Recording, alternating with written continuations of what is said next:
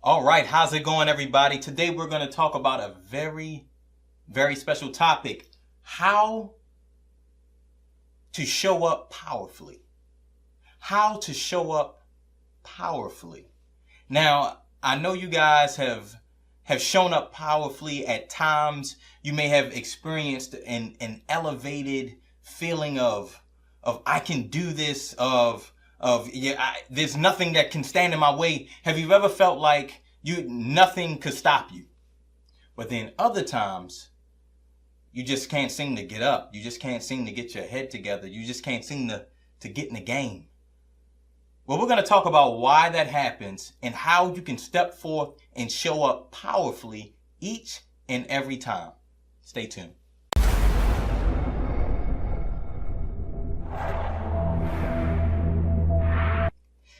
Now, in order for us to step into our greatness or show up powerfully, there are three things that we have to remember to do. And the first thing is that we have to remember that words matter. Now, I know there's an old saying that sticks and stones may break my bones, but words will never hurt me. Now, that's partly true, but then it's also untrue, because the words that other people say to us, we may be able to block and kind of do away with. But the words that we say to ourselves, oh, they matter. The words that you say to yourself can hurt you. And I guarantee you that the times that you've shown up and you may not have brought forth your best, I want you to watch the words that you said to yourself. Were they words of encouragement? Were they words of affirmation? Were they words of power? See, whenever you're not saying powerful things to yourself, you don't show up powerfully. Why do you think Muhammad Ali used to always say, "I'm the greatest of all time"? That wasn't for you. That wasn't for the crowd. He was talking to himself. He had to make sure that he knew that he was the greatest of all time, so that when he showed up as the greatest of all time. Now, the second thing that you have to remember is that you have to adjust your attitude. Yes, you need to give yourself an attitude adjustment. The good book says to think on things that are pure, think on things that are excellent, think on things that are just. And I believe that this whole world is about energy and frequency. And when you think on those type of things, it raises your energy. So it changes your attitude and it changes the state that you're in. Think about the next time that you go into a stressful situation. Maybe you have to speak in front of a crowd, or maybe there's an interview that you have to go to. And pay attention to the state of mind that you're in, the attitude that you have. And in order for us to show up powerfully, we have to make sure that we're in the right attitude, that we're feeling good. Because if we don't feel good, then we're not going to show up good. So if you want to show up with power, you got to have the attitude of power. And in order to have the attitude of power, you have to think about powerful stuff. You got to get yourself into the game. It's just like when football players, before they come out onto the field, what do? They get themselves riled up. They're slapping each other. They're hitting each other. What do you think that's for? That's to change the state that they're in. See, before they showed up on that field, they were in a certain state. They were on the bus, they were driving, and they were calm. But in order to get themselves amped up, they had to put themselves in the right attitude. So if we're going to show up powerfully, the second thing we have to do is that we have to adjust our attitudes.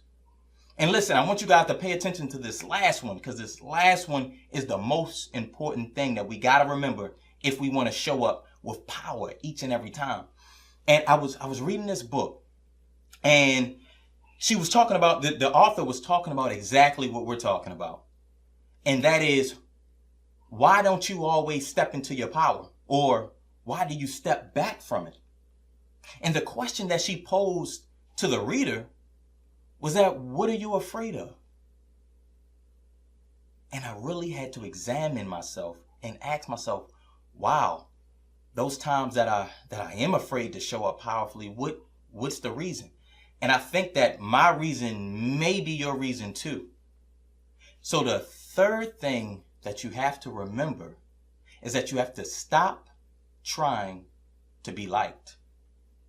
See, I was afraid that if I showed up powerfully, if I showed up myself, that nobody would like me.